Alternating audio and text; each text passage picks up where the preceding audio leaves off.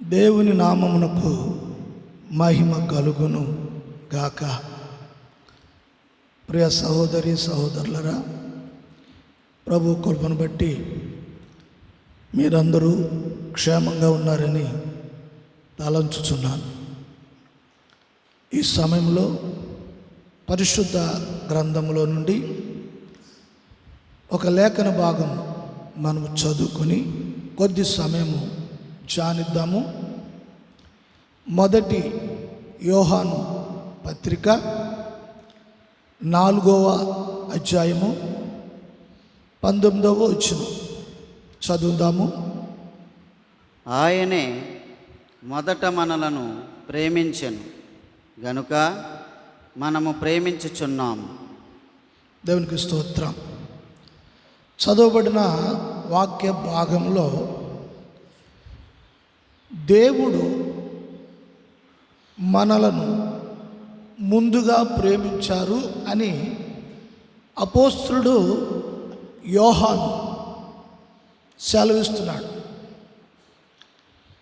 అంటే ఈ వచనము ద్వారా మనము గమనించవలసిన విషయం ఏమిటంటే, దేవునికున్న గుణము లేక లక్షణము. దేవుడు మనలను అంటే మనుషులను ముందుగా ఆయనే ప్రేమించారు అని లేఖనము చెప్తుంది. దేవుడు ముందుగా మనల్ని ప్రేమించిన తరువాత మనము ప్రేమించాము అని చెప్తున్నాం. అంటే ఈ విషయంలో దేవుడు ముందు అడుగు వేసి మన విషయంలో ఆయనే తన ప్రేమను వెల్లడి చేస్తూ ఉన్నారు. గమనించవలసిన విషయము ఏమిటి అంటే, దేవునికున్న లక్షణము ఏమిటి అంటే మానవుణ్ణి ప్రేమించటము. స్తోత్రం. మానవుణ్ణి, మనుషులను ప్రేమించటం, మనుషులతో ఉండటం అనే విషయము మనము గమనించాలి. స్తోత్రం. ఈ వచన భాగము చదువుచున్నప్పుడు దేవుడు ఆదామును సృష్టించి ఆదాముతో దేవుడు ఉండాలని, ఆదాముతో దేవుడు మాట్లాడాలని, ఆదాముతో కలిసి ఉండాలని దేవుడు ఆలోచన కలిగి ఉన్నాడు. ఒకానొక సందర్భంలో ఆదాము దేవుని మీదే తిరుగుబాటు చేసి, అతడు తన తిరుగుబాటు వలన దేవుని యొద్ద నుండి పొందుకున్న మహిమను, ప్రభావమును కోల్పోయి అతడు ఒక చెట్టు ప్రక్కన దోకున్న సమయంలో దేవుడు ఏదెను తోటలో ఆదామును వెతుకుతూ తడువుతూ ఉన్నాడు. దేవుడు, ఆదాము నీవెక్కడా, ఆదామా నీవెక్కడా, నీవెక్కడా, నీవెక్కడా. చూడండి, మానవుడు దేవుణ్ణి వెతకలేదు. దేవుడు మానవుణ్ణి వెతుక్కుంటూ దేవుడు చూస్తూ ఉన్నాడు ఏదైనా తోటలో. రోమాపత్రికలో మనము చదువుచున్నప్పుడు, రోమాపత్రిక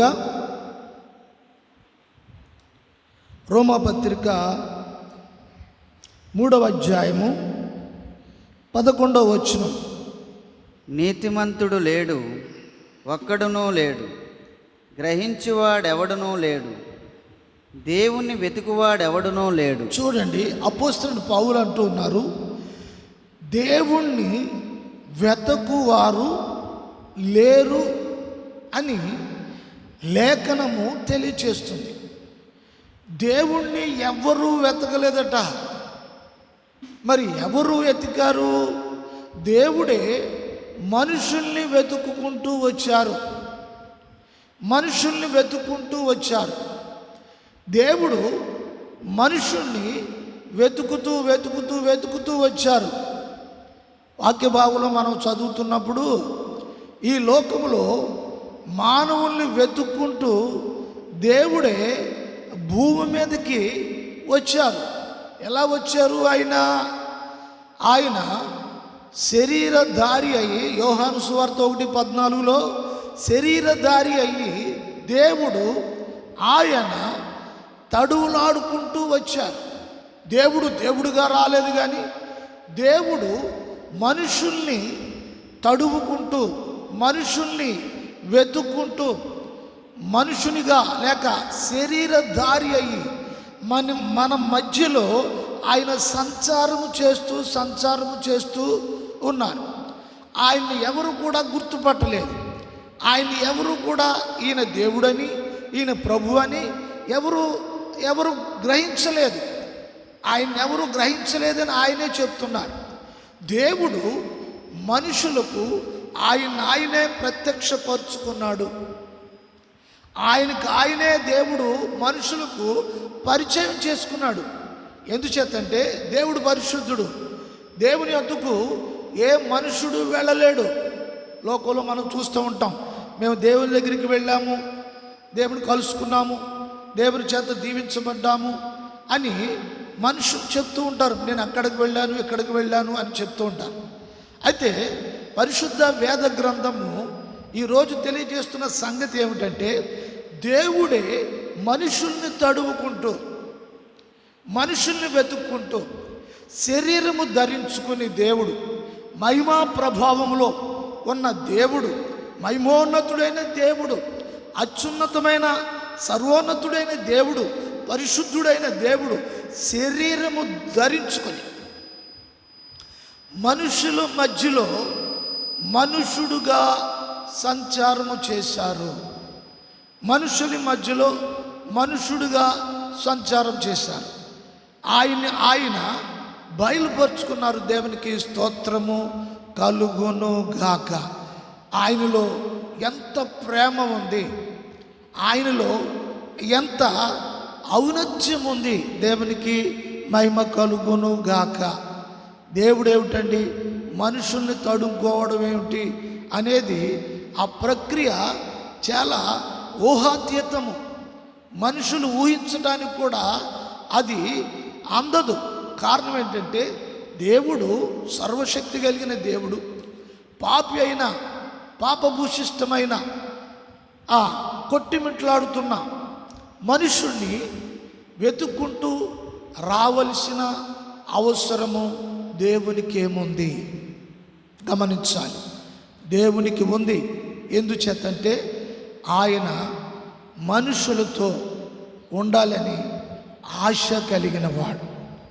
మనుషులతో ఉండాలి, మనుషుల మధ్యలో ఉండాలి అని ఆశ కలిగిన వాడు. నిర్గమకాండంలో 25వ అధ్యాయంలో 8వ వచనములో ఈ విధంగా ఉంది. మోషే ఈ గ్రంథములో దేవుడు ఒక లక్షణాన్ని మరొకసారి తెలియజేస్తూ ఉన్నాడు. నిర్గమకాండం 25వ అధ్యాయము 8వ వచనం.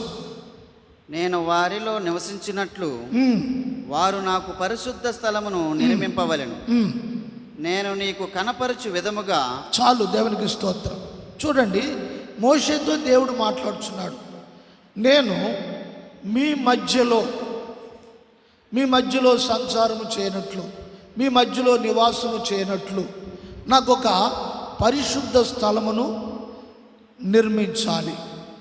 చూడండి, దేవుడేమిటి మనుషుల మధ్యలో నివాసము చేయటమేంటి, మనుషులతో కలిసి ఉండాలని ఈ కోరిక ఏమిటి? చాలా చిత్రముగాను చాలా ఆశ్చర్యము కలిగించే విషయం ఇది. ప్రజల మధ్యలో, ఏ ప్రజల మధ్యలో? తన ప్రజల మధ్యలో, తన ప్రజల మధ్యలో ఆయన ఉండాలని ఇష్టపడుచున్నవాడు, ఆశపడుచున్నవాడు. ఆయన ఆశ చూద్దాం. ఆయన ఆశను చూసినప్పుడు మనకు ఒక ఆలోచన రావాలి. ఆయన పరిశుద్ధుడు కదా, ఈ పరిశుద్ధుడైన దేవుడు మాతో ఉండడానికి మేము ఆయన నమ్ముకున్నాం, ఆయన యందు విశ్వాసం ఉంచాము. అయితే ఆయన ఎక్కడో పరలోకంలో ఉంటాడు. మేము మా అవసరాల కొరకు మేము ప్రార్థన చేసుకుంటాము, మా అవసరాల కొరకు ఆయన అడుగుతాము. ఆయన పరలోకంలోనే ఉండి మా అవసరాలు ఆయన తీరుస్తాడు అనే భావన కలిగి సాధారణంగా విశ్వాసులు ప్రజలు ఉంటారు. అయితే ఇప్పుడు ఆయన అంటున్నాడు, నేను ఎక్కడో ఉండటం అనేది అది నిజమే, కానీ నాకున్న ఆలోచన ఏమిటి అంటే మీ మధ్యలో ఉండాలని, మీ మధ్యలో ఉండాలని, మీ మధ్యలో నివాసము చేయాలి అని. చూడండి, చాలా ఆశ్చర్యం కలిగించే ఆలోచన ఇది. దీన్ని బట్టి అసలు దేవుని ఆలోచన, దేవుడు మనుషుల కొరకు ఏ విధముగా ఆలోచిస్తాడు, తన ప్రజలు ఆలోచించాలి. దేవుణ్ణి ఎరగటము, దేవుడు మనసును తెలుసుకోవటం, దేవునికి ఉన్న ఆశను ఎరగటం అనేది చూస్తే మనతో ఉండాలని, మనతో నివాసం చేయాలని, మనతో నడవాలని ఆయనకు ఆశ ఉన్నదని ఈ వాక్యము తెలియజేస్తుంది. ప్రియ సహోదరి సహోదరులరా, ఇప్పుడు దేవుడు అంటే ఎక్కడో గుడిలోనో ఎక్కడో పరలోకంలోనో ఆయన ఉంటాడు, మనకి దూరంగా ఉంటాడు. మనకు ఏదైనా అవసరం వచ్చినప్పుడు మనము ఎక్కెక్కి ప్రార్థన చేసి ఏడ్చి అడిగితే అక్కడ నుండి ఆయన చూస్తాడు అని చెప్పుకోవడం సర్వసాధారణమైన విషయం. కానీ ఇప్పుడు దేవుడు అలా లేడు. దేవుడు ఆలోచన ఆ విధంగా లేదు. దేవునికి ఉన్న గుణాలను వాక్యము వ్యక్తపరుస్తుంది. దేవుడు తెలియచేస్తూ ఉన్నాడు. ఈ విషయాలు బాగా మనము అర్థం చేసుకోవాలి. ఆయన్ని వెతకటం అనే ప్రయత్నం ఏదైతే ఉందో చూసారా, ఆయనే మనల్ని వెతుక్కుంటూ వచ్చారు అని మనము చూస్తూ ఉన్నాం. ఏదైనా తోటలో ఆదామును వెతుక్కుంటూ ఉన్నాడు. భూలోకంలో మానవ జాతిని కలుసుకోవటానికి, మానవులతో సంచారం చేయటానికి, వారి మధ్యలో తిరిగి వారందరినీ కలుసుకోవటానికి యోహాను సువార్త 1:14 చూస్తే ఆయన శరీరధారిగా మన మధ్యలో తిరిగాడు, సంచారము చేశాడు అని అపోస్తులైన యోహాను ఇక్కడ తెలియచేస్తూ ఉన్నాడు. ప్రియులారా, మనం గమనించవలసిన విషయాన్ని ఏమిటి అంటే ఆయన యొక్క స్వభావాన్ని వెరగాలి. ఆయన స్వభావమును, ఆయన గుణాలను ఎరిగేవారు విశ్వాసుల్లో, భక్తుల్లో ఎంతమంది ఉన్నారు? మనం మరొక వచనాన్ని మనము చూద్దాము ఈ సమయంలో. లేవికాండము 26వ అధ్యాయము 11వ వచనం 12వ వచనం కూడా చదువుదాం. నా మందిరమును మీ మధ్య ఉంచెదను, మీ యందు నా మనస్సు అసహ్యపడదు. నేను మీ మధ్య నడిచెదను, మీకు దేవుడినై ఉందును, మీరు నాకు ప్రజలై ఉందురు. చాలు, దేవునికి స్తోత్రం. దేవుని మందిరములో ఉన్న ప్రజలను చూచి ఆయన అసహ్యపడేవాడు కాదట. చూడండి, మన బ్రతుకుల్లో ఎన్నో లోపాలు, ఎన్నో బలహీనతలు, ఎన్నో వ్యసనాలకు బానిసలైపోయిన జీవితాలు ఎన్నో చూస్తూ ఉంటాం. మనుషులను అసహించుకోవటం అనేది సర్వసాధారణంగా మనందరికీ తెలిసిన విషయమే. కానీ ఇక్కడ ఆయన అంటున్నాడు, నేను మిమ్మను అసహించుకోను. ఎటువంటి మాట? ఆయన ప్రేమను వ్యక్తపరుస్తున్నాడు. నువ్వే స్థితిలో ఉన్నా నేను నిన్ను అసహించుకోను. గమనించాలి. మనుషులు వారి భక్తి ఎక్కువైపోతే కొంచెం అటు ఇటుగా ఉన్న వారిని చూసి అసహించుకోవటం, హేళన చేయటం, ఎగతాళి చేయటము, ఇవన్నీ మనము లోకంలో చూస్తూ ఉంటాం. ఇరుగు పొరుగు వారిని వీరిని చూసి అసహించుకోవటం అనే విషయాలు తరచుగా ఎన్నో చోట్ల మన నిజ జీవితంలో ఎంతోమంది వ్యక్తుల ద్వారా ఈ సందర్భాలను మన జీవితంలో చవి చూస్తాం. చూడండి, దేవుని మందిరంలో ఉన్న ప్రజల విషయంలో, అంటే దేవుడు తన ప్రజల విషయంలో ఆయన అసహించుకోడట. ఆయనకున్న మరొక గుణము, ఆయనకున్న మరొక లక్షణం. ప్రియులారా, మీరు ఇవి గమనించాలి, గ్రహించాలి అని ఈరోజు వాక్యం ద్వారా మీకు తెలియచేస్తూ ఉన్నాను. ఒక విశ్వాసి తన జీవితంలో ప్రభువుని నమ్ముకోవటం, విశ్వసించటము అనేది సాధారణంగా జరిగే విషయాలే.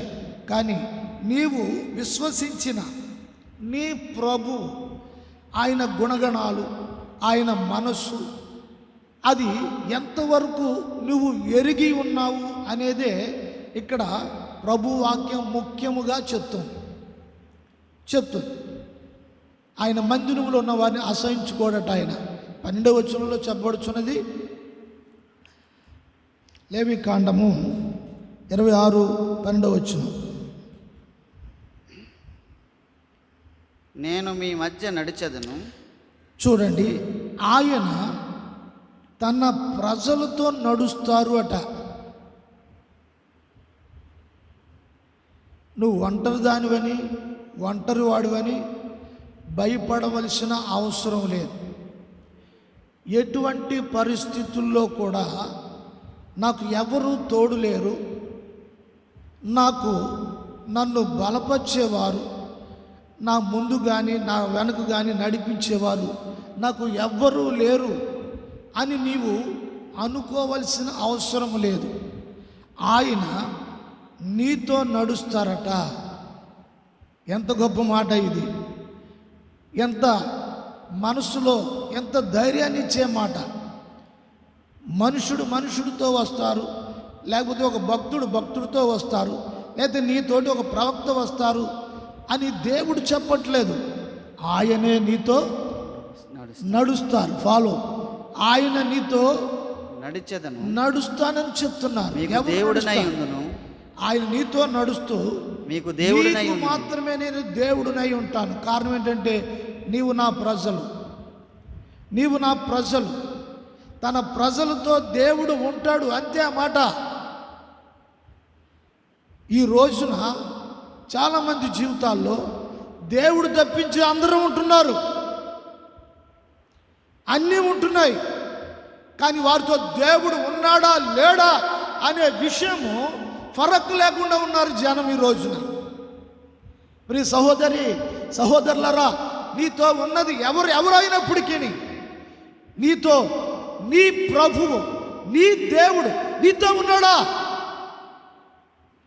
వాక్యం మాట్లాడుతున్న ఈ వాక్యాన్ని నువ్వు గమనిస్తే, గ్రహిస్తే, ప్రభు నీతో ఉన్నాడా? ఆయన అంటున్నాడు, నీతో నేను నడుస్తాను.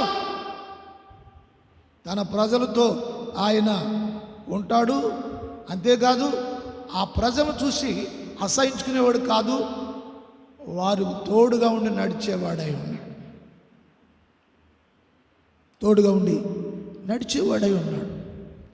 ఏ స్థితిలో ఉన్నా అసహించుకునేవాడు కాదు. మాటి మాటికి మందిరములో దైవజనుల ద్వారా మాట్లాడుతూనే ఉంటాడు నీతోటి. దాని అర్థం ఏంటంటే, నేను నీతో ఉన్నాను, నీతో నడుస్తున్నాను, నీ మధ్యలో ఉన్నాను. ఆయనకున్న ఆలోచన ఎక్కడో దూరంగా ఉండాలని దేవునికి ఆలోచన లేదు, ఎక్కడో ఉండాలని దేవునికి ఉద్దేశమే లేదు. తన ప్రజలతో ఆయన ఉండాలి అనే వాంఛ కలిగిన వాడు నా ప్రభు అయి ఉన్నాడు. దేవునికి స్తోత్రం. హల్లెలూయా. చూడండి, ఈ ఒక్క ఆలోచనే మనము ఊహించని విధంగా, ఈ ఆలోచనే అర్థం చేసుకోవటానికి ఎంతో దైవికమైన భావన, దైవికమైన మనసు, దైవికమైన ఆత్మ, దైవికమైన లక్షణాలు విశ్వాసంలో కూడా ఉంటే ఈ విషయాలు గుర్తించగలుగుతారు. స్తోత్రం, గుర్తించగలుగుతారు. మన వాక్యాన్ని ఆధారం చేసుకుని మరొక కొన్ని మాటలు కూడా మనము చూద్దాము. యెషయా గ్రంథము 57వ అధ్యాయము 15వ వచనం. మహాగణుడును మహోన్నతుడును పరిశుద్ధుడును నిత్య నివాసి అయిన వాడు ఇలాగు సెలవిచ్చుచున్నాడు. నేను మహోన్నతమైన పరిశుద్ధ స్థలములలో నివసించువాడను. అయినను వినయము గలవారి ప్రాణమును ఉజ్జీవింపజేయుటకును, నలిగిన వారి ప్రాణమును ఉజ్జీవింపజేయుటకును, వినయము గలవారి యొద్దను దీన మనస్సు గలవారి యొద్దను నివసించుచున్నాను. ఇశ్రాయేలు దేవుడు ఆయన ఏ స్థలములో నివాసము చేయుచున్నారో ముందుగా తెలియజేస్తున్నారు. ఆయన మహోన్నతుడని, ఆయన మహాగణుడని, ఆయన పరిశుద్ధుడని మాట్లాడుచున్నారు. పరలోకంలో ఆయన మూడో ఆకాశంలో ఉత్తర సభాపర్వతం మీద ఆసీనుడై ఉన్న ప్రభువు ఇశ్రాయేలు జనాంగముతో ప్రవక్త ద్వారా మాట్లాడుచున్నారు. అయితే ఆయన పరలోకంలో నివాసము చేసి ఉండే దేవుడు. ఆయన అంటూ ఉన్నారు, భూమి మీద ఎవరైతే దీనులై ఉన్నారో, ఎవరైతే దీనులై ఉన్నారో, ఆయనను వినయము గలవారి చూడండి, వినయము గలవారి ప్రాణమును, వినయము గలవారి అంటే సంఘములో ఎవరైతే దేవునకు లేక దేవునికి దగ్గరగా ఉంటారో, దేవుని యొక్క ఆలోచనలు బట్టి వారి మనస్సు ప్రాణము ఆ ఒక్క భావనలతో ఎవరైతే జీవిస్తారో అట్టి వారు వినయశీలులై ఉంటారు. అటువంటి వినయము గలవారి యొద్ద ఆయన నివాసము చేస్తాను అని చెప్తున్నాడు. గమనించాలి, దేవుడు భూమి మీద తన ప్రజలతో నివాసము చేసేవాడు, మందిరములో తన ప్రజలతో నివాసం చేసేవాడు, దీనులైన వారితో నివాసము చేసేవాడు. ఆయన గుణగణాలను మనము గమనించాలి. ఎవరి ప్రాణాలైతే సొమ్మసిల్లిపోయినాయో, ఎవరి ప్రాణాలైతే నిట్టూర్పులతో నిరాశలతో ఉంటున్నారో అటువంటి వారు ప్రాణములను ఉజ్జీవపరచుటకు, స్తోత్రం, ఉజ్జీవపరచుటకు, అటువంటి వారి ప్రాణములు తెప్పరిల్ల చేయుటకు, సంతోషాలతో నింపుటకు, దైవాత్మ చేత నింపుటకు, దైవ సన్నిధిని నింపుటకు, దైవ సన్నిధి వారి తోటి ఉంచినట్లు, ఆయనే వారితో ఉండినట్లు దేవుడు మాట్లాడుచూ ఉన్నారు. దేవునికి స్తోత్రము కలుగును గాక. ఆయన గుణగణాలను మనము గమనిస్తున్న సమయంలో నిజంగా చూడండి, పరలోకములో పాపము లేని పరిశుద్ధులు, దూత గణాలు ఎప్పుడూ నిత్యము ఆరాధన చేస్తూ ఉన్నారు ప్రభు నామమును బట్టి. అటువంటి మహిమను, అటువంటి ఉన్నతమైన స్థానమును విడిచి ఒక సామాన్యమైన, ఒక సాధారణమైన వినయము కలిగిన, దేవుని అందరూ భయభక్తులు కలిగిన వారితో నివాసము చేస్తానని ఇక్కడ మాట్లాడుతూ ఉన్నారు. దేవునికి స్తోత్రం. ఆ వినయము కలిగిన వారికి లోకంలో ఏమీ లేకపోవచ్చు, కానీ ఆయన వారితో నివాసము చేస్తాను అని చెప్తున్నారు. ఇంతకన్నా ఈ లోకంలో భాగ్యవంతులు ఎవరు? ఇంతకన్నా లోకంలో భాగ్యవంతులు ఎవరు? సర్వశక్తుడు, పరిశుద్ధుడు, మహాగణుడు ఆయనే దీనులైన వారితో ఆయన ఉంటానని మాట్లాడుతూ ఉన్నాడు. గమనించాలి, ప్రతి వారి యొక్క జీవితంలో ఆయన ఎక్కడో గుడిలో ఉంటాడు అనేది కాకుండా నీతో ఆయన ఉంటాడు, నీతో నివాసము చేస్తాడు. అయితే ఎవరితోని? వినయము గలవారితో. దేవునికి స్తోత్రం. వినయము గలవారితో. మరొక లేఖన భాగాన్ని మనము చూద్దాము. నూతన నిబంధనలో సంఘముతో అపోస్తలుడైన పౌలు మాట్లాడుచున్నారు. క్రీస్తు రక్తం చేత కొనబడ్డ సంఘంతో పౌలు ఈ 2వ కొరింథీ పత్రికతో 6వ అధ్యాయంలో 16వ వచనంలో ఆయన ఇలా మాట్లాడుతున్నాడు. పౌలు, దేవుని ఆలయమునకు విగ్రహములతో ఏమి పొందిక? మనము జీవము గల దేవుని ఆలయమై ఉన్నాము. అందుకు దేవుడు ఇలాగు సెలవిచ్చుచున్నాడు, నేను వారిలో నివసించి సంచరింతును, నేను వారి దేవుడినై యుందును, వారు నా ప్రజలై యుందురు. కావున మీరు వారి మధ్య నుండి వెడలిపోవుడి, బయలు వెడలి ప్రత్యేకముగా ఉండుడి. గమనించాలి, ఇక్కడ దేవుని పిల్లలు, సంఘము, వారి విషయంలో పౌలు మాట్లాడుచున్నారు. దేవుని ఆలయముగా మనుషుణ్ణి ప్రభు మార్చుకున్నారు. దేవుని దేవాలయానికి విగ్రహాలకు ఏమి సంబంధము? దేవుని మందిరములో విగ్రహాలు కాదు, కానీ దేవుడు తన స్వరక్తమిచ్చి సంపాదించిన ప్రతి వ్యక్తిని జీవము గల దేవుని మందిరముగా ఆయన చేసుకుంటూ ఉన్నారు. అందుకే నిర్గమకాండంలో మాట్లాడిన మాటలు జ్ఞాపకం చేస్తున్నాడు. నాకు ఒక పరిశుద్ధ స్థలమును ఏర్పాటు చేయాలి, నేను దానిలో నివాసము చేస్తాను అంటున్నాడు.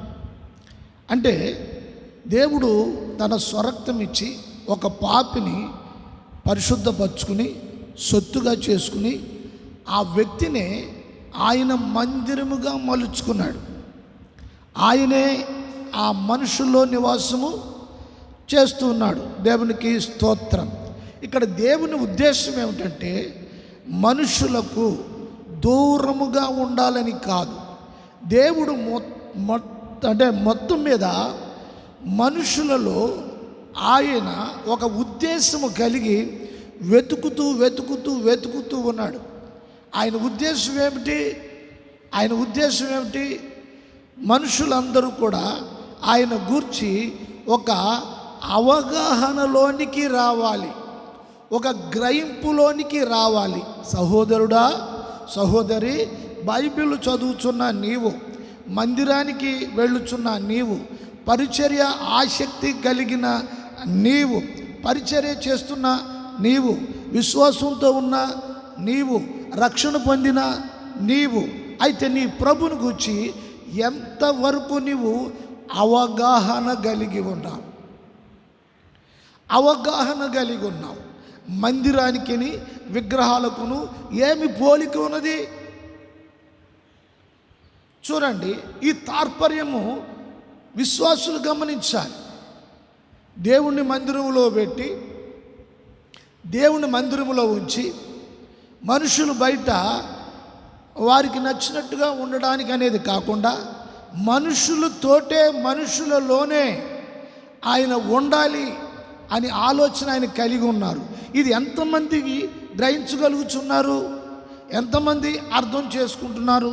అయితే భూమి మీద ఉన్న మనుషులందరి కొరకు దేవుడు ఒక మాట మాట్లాడుచున్నాడు ప్రవక్త అయిన ఇర్మియా ద్వారా. ఏం మాట్లాడుచున్నాడు ప్రవక్త ద్వారా? 9వ అధ్యాయంలో 24వ వచనంలో ఆయన ఈలాగును మాట్లాడుచున్నాడు. అతిశయించువాడు దేనిని బట్టి అతిశయింపవలననగా భూమి మీద కృప చూపుచు నీతి న్యాయములు జరిగించుచున్న యెహోవాను నేనే అని గ్రహించి నన్ను పరిశీలనగా తెలుసుకును బట్టి అతిశయింపవలెను. చాలు. ఇక్కడ భూమి మీద దేవుడు నీతియు న్యాయమును జరిగించుచున్నారు అని మాట్లాడుతున్నారు దేవుడు. చూడండి, నచ్చిన వారి పట్ల ఒక రకంగాను, నచ్చని వారి పట్ల ఒక రకంగా అనేది కాకుండా భూమి మీద ఉన్న అందరి విషయంలో ఆయన న్యాయాన్ని జరిగించేవాడు. గమనించాలి, న్యాయాన్ని జరిగించేవాడు. తర్వాత కృప చూపుచున్నాడు. కృప చూపుచున్నాడు, న్యాయాన్ని మాత్రమే ఆయన జరిగిస్తాడు. అన్యాయము జరిగించుట దేవుడు అసాధ్యం. ఎవరి విషయంలో కూడా అన్యాయము జరిగించడు. ఆయన న్యాయమే జరిగిస్తాడు. ప్రతి ఒక్కరి జీవితంలో న్యాయముగా బ్రతికే వారి పక్షమున దేవుడు న్యాయాన్ని తీరుస్తాడు. అటువంటి వారి ఎడల కృపను చూపుతాడు. ఈ రోజున భూమి మీద ఉన్న ప్రతి మనుష్యుడు దేవునిని గూర్చి, నీ దేవునిని గూర్చి, నీ ప్రభువుని గూర్చి, నీ యెహోవాను గూర్చి, నీ రక్షకుని గూర్చి, పరిశుద్ధాత్మను గూర్చి, తండ్రి అయిన దేవునిని గూర్చి, కుమారుడైన యేసు క్రీస్తుని గూర్చి ఒక అవగాహన ఉండవలసిన అవసరము ఎంతైనా ఉంది. ఆయన ఎంతో ప్రేమ అమితమైన వాత్సల్యము కలిగిన ఆ గుణాతిశయములను మనము అవగాహనలోనికి తెచ్చుకోవాలి. మందిరానికి వచ్చుచున్న ప్రతి ఒక్కరూను వెళ్ళి వస్తూ ఉండగా నిజంగా వాక్యమును బట్టి ఎంతవరకు నీ ప్రభు యొక్క ఆలోచన గుర్తిస్తున్నావు, గమనిస్తున్నావు, అర్థం చేసుకుంటున్నావు. ఆయన ఆ 23వ వచనంలో ఒక మాట చెప్తున్నారు. 23వ వచనం, ఇర్మియా 9:23. యెహోవా ఇలాగు సెలవిచ్చుచున్నాడు, దేవుడే ఇలా సెలవిచ్చుచున్నాడు, జ్ఞాని తన జ్ఞానమును బట్టి సూర్యుడు తన శౌర్యమును బట్టి అతిశయింపకూడదు. ఐశ్వర్యవంతుడు తన ఐశ్వర్యమును బట్టి గమనించాలండి. భూమి మీద ఉన్న మనుషులు వారికి ఉన్న ఐశ్వర్యాన్ని బట్టి కానీ, బలమును బట్టి కానీ, ఆ శూరత్వం బట్టి కానీ ఏ మానవుడు అతిశయించకూడదు. ఒకవేళ అతిశయించవలసి వస్తే భూమి మీద న్యాయమును కృప చూపుచు దేవుడు జరిగించు కార్యాలు క్రియలను బట్టి అట్టి దేవుణ్ణి కలిగి ఉన్నవారు భూమి మీద కృప చూపుచు నీతి న్యాయములు జరిగించు. చూడండి, నీతి జరిగిస్తున్నాడు, న్యాయములు జరిగిస్తున్నాడు. యెహోవాను నేనే అని గ్రహించి నన్ను పరిశీలనగా తెలుసుకున్నాడు. చూడండి, గ్రహించి. ఇక్కడ ఆయనే చెప్పుచున్నాడు, నన్ను గ్రహించువాడెవడు, నన్ను అర్థం చేసుకునేవాడెవడు, ఎంతమంది అర్థం చేసుకుంటున్నారు, నా గుణగణాలను, నా స్వభావమును, నా క్రియలను, నా మంచితనాన్ని ఎంతమంది గ్రహిస్తున్నారు, ఎంతమంది అవగాహనలోనికి తెచ్చుకుంటున్నారు. అలాగ అవగాహనలోనికి తెచ్చుకున్న వారిని ఆయన వెతుకుతున్నాడట. ఉండడానికి చాలామంది ఉన్నారండి. ఆయన నమ్ముకొని ఆయన ద్వారా ఏదైనా వస్తుందేమో అని ఆశించేవారు, దురాలాపేక్షతోటి ఆశించేవారు ఎందరో ఉన్నారు. అయితే ఆయన్ని గుర్తించేవారు, గ్రహించేవారు ఎంతమంది ఉన్నారు? అట్టి వారిని ఆయన ఎదుగుతున్నాడు. 24వ వచనంలో ఆఖరి భాగంలో మనం చూస్తున్నప్పుడు, యెహోవాను నేనే అని గ్రహించి, సృష్టికర్తను నేనే అని గ్రహించి నన్ను పరిశీలనగా తెలుసుకున్నాడు. చూడండి వాక్యాన్ని, పరిశుద్ధ గ్రంథాన్ని ప్రభువు పట్ల, దేవుని పట్ల పరిశీలన చేసే ఆలోచన విశ్వాసులకు ఉండాలి, భక్తులకు ఉండాలి. ప్రభువుని ఒకే వైపు చూడటమే కాదు, ఆయన మమ్మల్ని ఆశీర్వదించాలి, ఆయన మమ్మల్ని దీవించాలి, ఆయన నమ్ముకున్నాం, ఇదే ధోరణి కాదండి. ఇదే ధోరణి కాదు సహోదరుడా, ఇదే ధోరణి కాదు సేవకుడా. ఎక్కడ చూసినా ఆశీర్వాదాలు, దీవెనలు, స్వస్థతలు, లాభాలు, ఎక్కడ చూసినా ఇదే ధోరణి లోకమంతా కూడా. దేవుడు అంటున్నాడు, అరే నాయనా, నేను అసలు అటువంటి ఆలోచన కలిగి లేను. ఇప్పుడు నన్ను మీరెవరు పరిశీలించరా, నన్ను ఎవరు అర్థం చేసుకోరా, నా ద్వారా వచ్చే దీవెనలు, స్వస్థతలు, లాభాలు ఈ తప్పించి మరొకటి ఏమి లేదా? నన్ను ఇంతే పరిశీలిస్తున్నారా మీరు? వాక్యం చదువుతుంటే మీకు ఇదే అర్థం అవుతుందా? సరే, నేను ఇస్తాను, దీవిస్తాను, ఎంతకాలం మీతోటి అవి ఉంటాయి? మీరు ఎంతకాలం ఈ లోకంలో జీవిస్తారు? నేను ఇచ్చినవి ఎంతకాలం అనుభవిస్తారు? అవి నేను ఇచ్చేవి శాశ్వత కాలం ఉండేవి. దావీదుకు చూపిన కృప శాశ్వత కాలం, వారి సంతానానికి అన్నట్లుగా నువ్వు అనుభవించడానికి తాత్కాలికమైన దీవెన కాదు. నా మనస్సు, నా ఆలోచన మీరు పరిశీలించాలి అని దేవుడు కోరుకుంటా ఉన్నాడు. అంటే దేవుడు మనుషుల్లో ఆయన ఇష్టాన్ని గ్రహించేవారు, అర్థం చేసుకునే వారి కొరకు ఆయన వెతుకుతున్నాడు. మనుషులు ఎదుగుతున్నాడు. ఆయన కూడా వెతుకుతూ చూస్తూ ఉన్నాడు. ఆయన పరిశీలించేవారు ఎవరున్నారు? ఆయన అర్థం చేసుకునేవారు ఎవరున్నారు? ఆయన గమనించేవారు ఎవరున్నారు?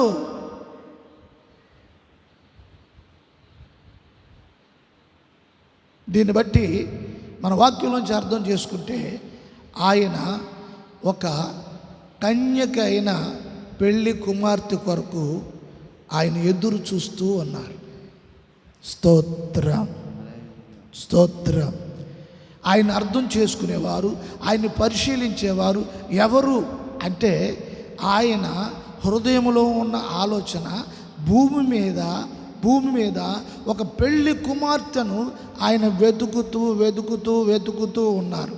ప్రకటన గ్రంథంలో 19వ అధ్యాయంలో 7వ వచనం. అప్పుడు గొప్ప జనసమూహము శబ్దమును, విస్తారమైన జలముల శబ్దమును, బలమైన ఉరుముల శబ్దమును పోలిన ఒక స్వరము, సర్వాధికారియు ప్రభువునగు మన దేవుడు ఏలుచున్నాడు, ఆయనను స్తుతించుడి. గొర్రెపిల్ల వివాహోత్సవము సమయము వచ్చినది, ఆయన భార్య తన్ను తాను సిద్ధపరచుకొని ఉన్నది గనుక మనము సంతోషపడి ఉత్సహించి ఆయనను మహిమపరచదమని చెప్పగా వింటిని. దేవునికి స్తోత్రం. అపోస్తుడైన యోహాను ఈ దర్శనము పద్మాస్ ద్వీపంలో చూస్తూ ఉన్నాడు. ఆయన పరవశిస్తున్నాడు, ఈ దర్శనాన్ని చూస్తున్నాడు. ఈ దర్శనంలో ఆయన కనబడుతున్నది ఎవరు అంటే, ఒక వధువును చూస్తూ ఉన్నాడు. గొర్రెపిల్ల యొక్క భార్య. ఆమె సంపూర్ణముగా సిద్ధపడి, ఆమె అలంకరింపబడి, ఆయన ప్రియుని కొరకు ఆమె ఎదురు చూస్తూ ఉన్న ఆ దర్శనమును యోహాను కలిగి ఉన్నాడు. చూడండి, యేసుక్రీస్తు ఈ లోకములో ఒక సంఘమును ఆయన కలిగి ఉన్నాడు. ఆ సంఘము పవిత్రురాలై, పరిశుద్ధురాలై, మరి పరిశుద్ధమైన అలంకృతులతో ఆమె అలంకరింపబడి ఆయనకి నచ్చినట్లుగా ఆ సంఘం ఉండాలి. ఈ సంఘము అనే విషయం వచ్చేటప్పటికి భూమి మీద ఉన్న విశ్వాసులు ప్రభువును ఎవరైతే అవగాహన చేసుకుంటూ ఉన్నారో, గ్రహిస్తూ ఉన్నారో, ఆయన గుణగణాలు తెలుసుకుంటూ ఉన్నారో, లోకములో ఆయన ఒక కన్యక కొరకు, ఒక పెళ్లి కుమార్తె కొరకు ఆయన వెతుకుతూ ఉన్నారు. అంటే ఆయన కుడిపాశమున కూర్చోడానికి, ఆయన పక్కన కూర్చోడానికి, ఒక ఉన్నతమైన స్థాయి ఇవ్వడానికి ఆయన సిద్ధంగా ఉన్నారు. దేవునికి స్తోత్రము కలుగును గాక. అటువంటి వారిని ఆయన ఎదుగుతూ ఉన్నాడు. ఆ దర్శనమే అపోస్తుడు యోహాను చూస్తూ ఉన్నాడు. దేవునికి స్తోత్రం. విశ్వాసులారా, బిడ్డలారా, మరి నిజంగా వాక్యం పట్ల ఎంతవరకు మీకు అవగాహన ఉన్నది అనే విషయాన్ని గమనించాలి, గ్రహించాలి. ప్రతి ఒక్కరూ కూడా ఆయన భార్యగా సిద్ధపడాలి, ఆయనకి ఇష్టురాలుగా సిద్ధపడాలి, ఆయనకి అనుకూలముగా సిద్ధపడాలి, ఆయన మనసును గెలుచుకునేవారుగా సిద్ధపడాలి, ఆయన ఆలోచన ఉద్దేశాలు అవగాహన చేసుకునే వ్యక్తులుగా సంఘములో ఉన్నవారు సిద్ధపడాలి. దేవునికి స్తోత్రం. హల్లెలూయా. నిన్నేదో పరలోకంలో ఒక మూలలో ఆ గుమ్మం దగ్గర ఎక్కడో కూర్చోబెట్టడానికి ప్రభు సిద్ధపరచట్లేదు. ఈ లోకంలో ఆయన పక్కన కూర్చోబెట్టుకోవడానికి, ఆయన పక్కన కూర్చోబెట్టుకోవడానికి ఆయన సంగమా నిన్ను సిద్ధపరుస్తూ ఉన్నాడు, సిద్ధపరుస్తూ ఉన్నాడు. నీ పక్కనే ఉండాలని కోరుకుంటున్నాడు. నీవు ఆయన పక్కన ఉండాలని కోరుకుంటున్నాడు. నీతో ఉండాలని కోరుకుంటున్నాడు. మరి నిజంగా మరి సంఘానికి ఈ ఆశ, యేసుక్రీస్తుకున్న తలంపులు, యేసుక్రీస్తుకున్న మనస్సు ఈ రోజున సంఘానికి కూడా ఉండాలి. మరి సంఘంలో ఎంతమందికి ఈ ఆలోచన ఉన్నదో మిమ్మల్ని మీరే స్వపరిచ చేసుకోవాలి అని, మీకు మీరే ప్రశ్న వేసుకోవాలని దేవుని దాసునిగా ఈ మాటలు తెలియచేస్తూ నా మాటలు ముగిస్తున్నాను. ప్రభువు మిమ్మల్ని ఆశీర్వదించునుగాక. ప్రార్థన. మహాపరిశుద్ధుడా, మహోన్నతుడా, గొర్రెపిల్ల వివాహ మహోత్సవం ఇంతవరకు మీ ఆలోచన, మీ ఉద్దేశము, ముందుగా మీరే మమ్ములను ప్రేమించారు, తర్వాత మేము ప్రేమించాము. మా ప్రేమలో మిమ్మల్ని గ్రహించటానికి, మా ప్రేమలో మిమ్మల్ని అర్థం చేసుకోవటానికి, మా ప్రేమలో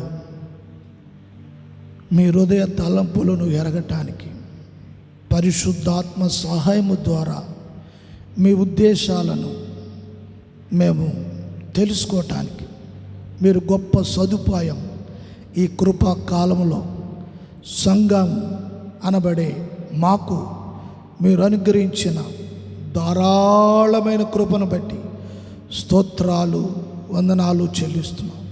మీ పద్మలు ఎదుట మా స్తుతులు చెల్లిస్తున్నాం, మా విన్నపాలు చెల్లిస్తున్నాం. ప్రభువా, బిడ్డలందరినీ మీ హస్తాలకు అప్పగిస్తున్నాం. ప్రతి కుటుంబాన్ని మీరు జ్ఞాపకం చేసుకోండి. ప్రతి కుటుంబాన్ని మీ ఆలోచనకి లోబడినట్లుగా వారి తలంపులు, వారి ఉద్దేశాలు, వారి ఆలోచనలు మరి నీ వైపు సంపూర్ణముగా మళ్ళినట్టు మీరు వారందరికీ సహాయమును చేయమని యేసయ్య నామమున వేడుకొనుచున్నాము మా పరమ తండ్రి. ఆమేన్.